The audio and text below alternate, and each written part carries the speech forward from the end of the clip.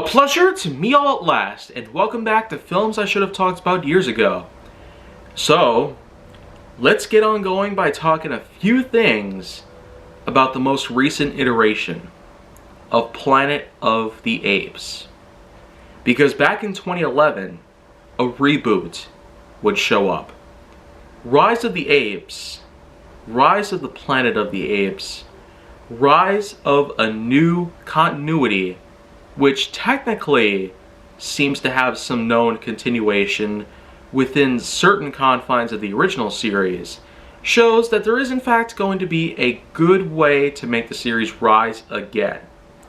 And what Rise of the Planet of the Apes does is that it allows for a Rise of the Apes once again, in the same way that we've seen with the original series, especially with the likes of Conquest and Battle back in the early 70s.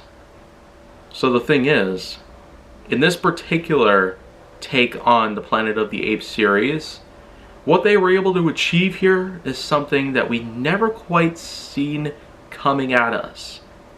When it hit theaters back in 2011, it was just an unbelievable appearance, to say the least. The thing is that Caesar, who was in fact the name of one particular ape from the original series, actually makes his own appearance in this series for the first time. He makes his own appearance in the present day in California. And what's even more crazy is that what we get in this film is the life cycle of Caesar the ape himself, from the time that he was born in the state of California up until the very moment where the present day events kick off for the first time. The thing is that he was raised by a scientist played by James Franco in a laboratory in his own home, and eventually when the ape grew up to a certain size, Franco himself had to give the ape away to a certain kennel of some sorts. A facility that actually houses the apes in their own cages. But these caged apes sure were crazy by any means. Caesar had the ability to speak sign language with his own master. So this was, of course, a unique opportunity for us to delve into the emotional aspect of how the apes originally felt in terms of being treated by the humans at first. What Caesar the ape himself eventually finds is not only some new friendships within this complex, but also the fact that some humans can be so cruel that he has the ability to fight back.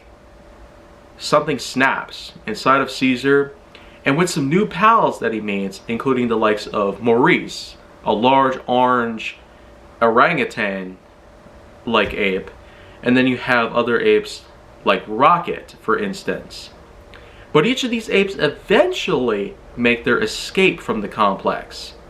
And when they do, they forge an alliance that would eventually lead to a huge rebellion, a rampage throughout the city of San Francisco, and eventually an enormous climax that takes place directly on the top of the Golden Gate Bridge. So it's almost as if things couldn't possibly get any crazier. But the thing is, this was the sign that in the future, an ape revolution would be upon us. And what this movie really does depict is not only some amazing effects, thanks to the huge talent of Andy Serkis, but also with the fact that the effects combined with the action actually blend very smoothly together. The fact that we're able to put so much money into just the effects alone is one thing to make the movie so professionally well done, but also that Rise of the Planet of the Apes happens to show a lot of connectivity with the original series, so it technically has its own sort of share of rebooting the franchise while also continuing a certain part of the story. So you could probably say that it happens to be a sequel reboot, much like how the new Halloween films have taken place. And with the upcoming Halloween Ends, it seems that we're going to be in a certain spot that will actually have quite a lot to share about. So I'm more than excited for that part, but back to Planet of the Apes. Rise of the Planet of the Apes is in fact the set-off for a whole new series. A series that actually would become successful in its own possible way. Because the sequels, Dawn of the Planet of the Apes and War for the Planet of the Apes, actually show to be some of the best sequels ever made in recent history. And that's a lot to say. But for the moment, Rise of the Planet of the Apes will get itself a nice 8.0 out of 10.1. The fact that it has some great effects, a nice detailed storyline, some well played characters, lots of good acting, and some impressive dialogue complete with a nice sign language. This is just one of those that turns out to be an underdog. And the series itself would be even bigger by any means. So tomorrow, let's talk a bit about Dawn of the Planet of the Apes. Next time, it's personal.